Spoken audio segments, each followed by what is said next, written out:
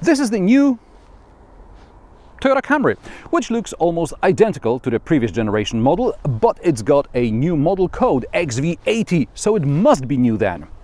While the outside changes are few and subtle, there's a lot going on inside, and also some of the differences are invisible to the eye.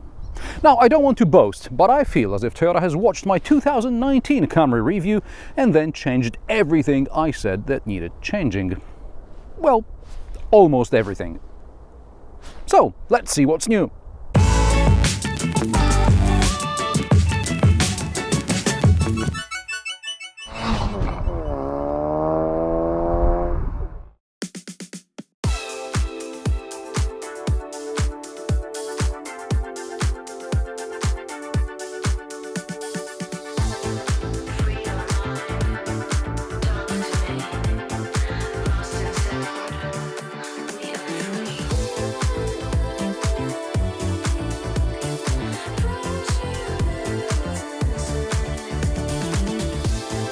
The exterior changes are indeed modest. The car has grown 3.5 centimeters in length to 492 centimeters, but this is due to extended overhangs, as the wheelbase remained unchanged at 282.5 centimeters.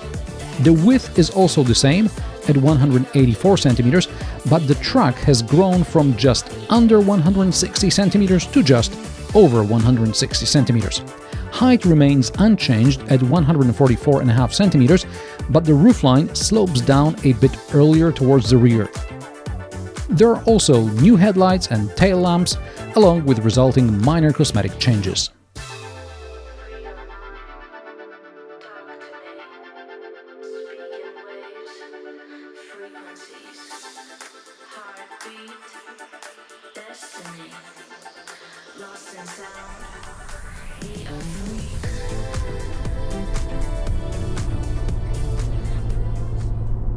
The most significant change is the introduction of the 5th generation hybrid powertrain, which is even more efficient than in the model I reviewed in 2019.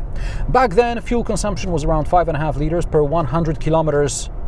Whoa, somebody took a corner wide. Anyway, it was 5.5 WLTP and 4.8 NEDC. Currently it's 4.8 liters per 100 kilometers WLTP, and that's achievable without much effort.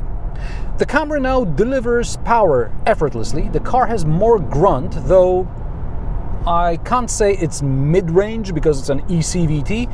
Anyway, it's brisk before you hear the annoying engine whine. I assume this is due to the increased power and efficiency of the electric motor and the traction battery.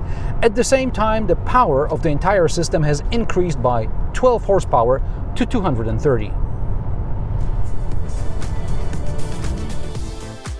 The only thing that doesn't check out is the acceleration time. Toyota claims the Camry will do 0 to 100 km per hour in 7.2 seconds.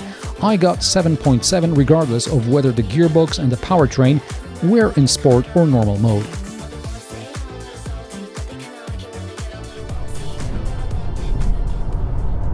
Around the city, when the car is running more on electricity, the Camry is actually quite quiet.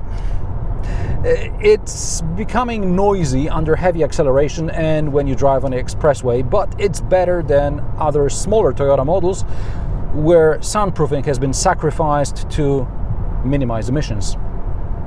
The suspension has been improved compared to the previous generation, where it seemed to be focused solely on comfort. Here I feel it's a bit firmer and it works better with the improved steering.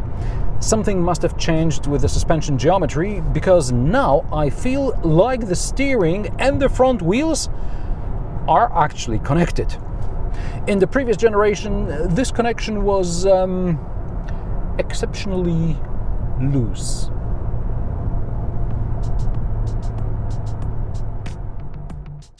Driver assist systems have also been improved, both compared to the older Camry and other Toyota models from 2-3 years ago.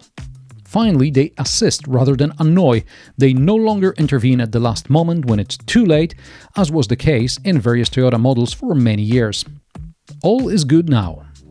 Even the driver attention monitor goes off very rarely. A couple of years ago, all I had to do was check my blind spot and the thing would bing and bong.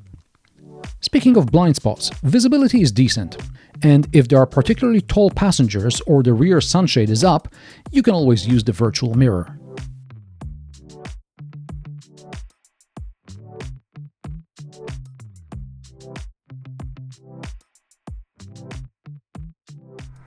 Briefly about changes in the cockpit. The analog gauges with a display between them have been replaced with a large driver display that can imitate analog dials. The interface isn't great, but it's not a criticism of the Camry, but Toyota in general. On the other hand, it's a massive improvement on what we've got in the previous Camry. Furthermore, we have a new infotainment system with graphics which no longer resemble an early 90s computer game. It's still not a market-leading solution, but at least Android Auto and Apple CarPlay are now available. So, apart from disabling ESA, which you do with a little click up here, there is really no need for you to use the OEM infotainment, because Toyota has kept a lot of physical buttons both on the steering wheel and below the central display. All the climate control settings, seat heating, steering wheel heating, they're all controlled with buttons, as they should be. And there are new buttons on the doors. Previous generation didn't have seat memory function, and this one does. Also, Toyota added automatic folding mirrors, again an improvement over the previous generation model.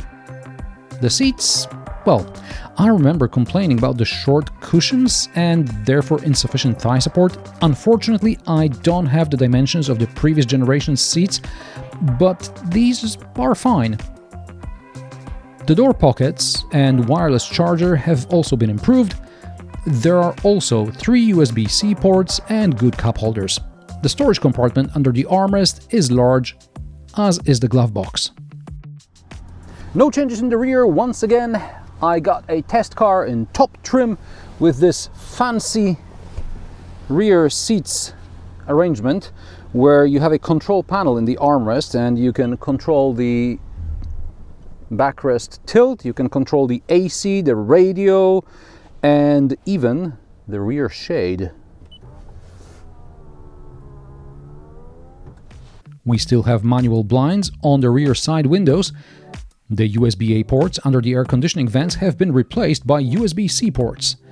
There is still a large tunnel running through the center, and the rear passenger still can't move the front passenger seat forward to create more legroom. But I still have plenty of legroom and headroom, at least behind the driver's seat, set to my driving position. I'm 175 centimeters tall. In this generation, Toyota doesn't provide official cargo space figures. Since the current Camry is practically identical in dimensions to the previous generation, I assume 524 liters for the version with folding rear seats and 500 liters for the version with power-adjustable second-row backrests remain valid. However, according to my measurements, the cargo capacity could be as much as 600 liters. I remember Toyota also significantly underestimating the cargo capacity in the Lexus ES. I should add that this figure doesn't include the underfloor storage compartment, which houses a full-size spare tire. Also, they could have done a better job finishing the floor. It's almost as if the boot wasn't an important factor in this model. If you're watching this in Western Europe, you're probably wondering why isn't the Camry available in your market? Non-premium sedans seem to be a hard sell these days, unless you're a Slav with a big mustache, in which case you think this car is way overpriced. Since it's offered in Poland and southeast down to about Bulgaria, I'll give you the conversion to euro from Polish zloty. Today the Camry starts at around 41,000 euro in Poland. This test example costs about 50,000 euro. So you tell me if it's worth it, and what would you choose instead? Toyota Camry may look the same, but it has undergone many tweaks, which make it a much better car, and most of its competition is gone now. So if you are looking for a large, non-premium sedan, preferably non-electric, at least in Europe, you don't have much of a choice. And how do you like the new-ish Toyota Camry? Perhaps you own one of the previous generations, or maybe you own this one. How is it to live with? Let me know in the comment section below. If you like my sarcastic, down-to-earth and possibly mildly amusing car reviews, join me every Friday at 3 p.m. Central European Time. And don't forget to subscribe and like this video, as it helps me with the YouTube algorithm. Thanks for watching, and I will see you in the next one.